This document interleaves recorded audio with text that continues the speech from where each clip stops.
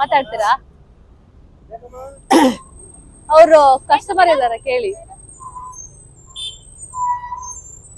ಅಮ್ಮ ನೀವ್ ಯಾವ ಊರು?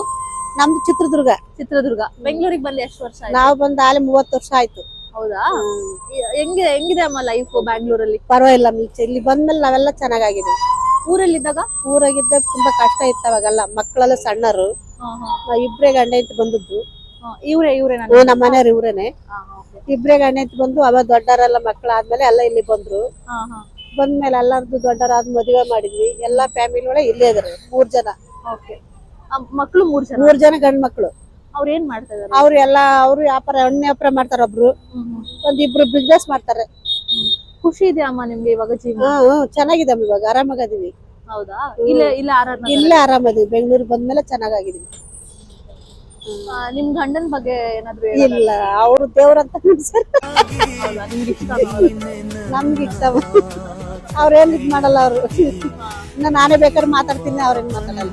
ನೀವು ಹಿಂಗೆ ವ್ಯಾಪಾರಕ್ಕೆ ಇಳ್ದಿದ್ ಯಾವ ಕಾರಣಕ್ಕಾಗಿ ಅಮ್ಮ? ನಾವು ಮನೇಲಿ ಗಂಡಸರಿದ್ದಾರೆ ಇವಾಗ ನಿಮ್ ಮನೇಲಿ? ನಾವು ಫಸ್ಟ್ ಗೆ ಅಂದ್ರೆ ಬೆಸ್ಟ್ ಕ್ಲಬ್ ಅಲ್ಲಿ ಮೇಲ್ಗಡೆ ಕೆಲಸ ಮಾಡಿದ್ವಿ.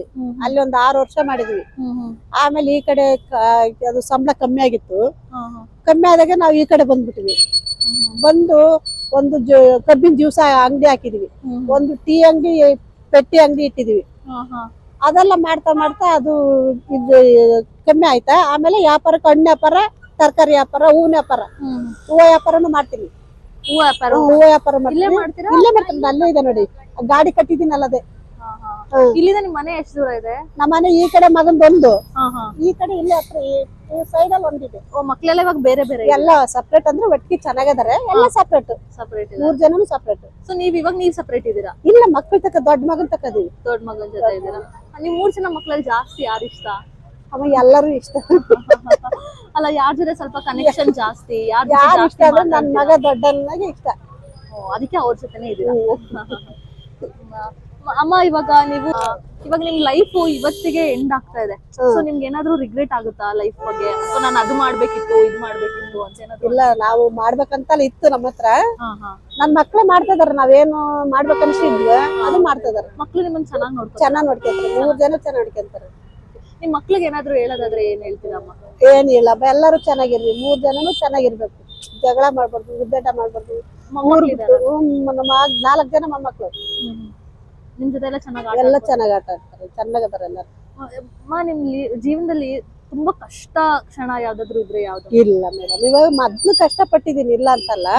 ಯಾವ ತರ ಕಷ್ಟ? ಅವಾಗಂದ್ರೆ ಊರ್ ಕಡೆ, ಹಳ್ಳಿ ಕಡೆ ಕಳೆ ತೆಗಿಯಕ್ ಹೋಗ್ಬೇಕು. 10 ರೂಪಾಯಿ 5 ರೂಪಾಯಿ ಕೂಲಿ. ಮದುವೆ ಆದಾಗೆ ಅವಾಗೆಲ್ಲ ತುಂಬಾ ಜೀವನ ಕಷ್ಟ ಮಾಡೋದಿತ್ತು. ಅವಾಗ ಕಷ್ಟ ಇತ್ತು ಜೀವನ. ಆ ಜೀವನ ನಾವು ಹೊಲ ಮಾಡಿದ್ವಿ. ಜಮೀನಲ್ಲಿ ಹೊಲ ಮಾಡಿದ್ವಿ. 20,000 ರೂಪಾಯಿ ಲಾಸ್ ಆಯ್ತು. ಆ ಲಾಸ್ ಆದ್ಮೇಲೆ ಇಲ್ಲಿ ಬೆಂಗಳೂರಿಗೆ ಯಾರು ನಮ್ಮವರು ಬಂದಿದ್ರು, ನಮ್ಮೂರವ್ರು ಬಂದಿದ್ರು. ಅವ್ರನ್ನ ಕೇಳ್ಬಿಟ್ಟು ನಾವ್ ಇಲ್ಲಿ ಬಂದ್ವಿ. ಓಕೆ ಅಮ್ಮ, ಇವಾಗ ಈಗ ಪುಟ್ ಮಕ್ಳುಗಳು ಇರ್ತಾರೆ, ಇಲ್ಲ ಯಂಗ್ಸ್ಟರ್ಸ್ ಇರ್ತಾರಲ್ಲ, ಅವ್ರಿಗೆ ಏನಾದ್ರು ನೀವು ಸಲಹೆ ಕೊಡೋದಾದ್ರೆ ಏನ್ ಕೊಡ್ತೀರಾ?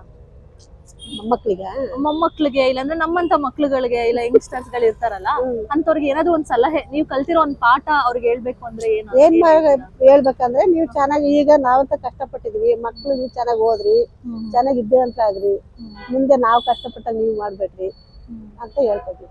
ಓಕೆ, ವಿದ್ಯಾವಂತರಾಗ್ಬೇಕು. ಸರಿ ಅಮ್ಮ, ಥ್ಯಾಂಕ್ ಯು. ಖುಷಿ ಆಯ್ತು ನಿಮ್ ಜೊತೆ ಮಾತಾಡಿದ್ದು. ತುಂಬಾ ಚೆನ್ನಾಗಿ ಮಾತಾಡಿದ್ರಿ ಅಮ್ಮ. ಸರಿ.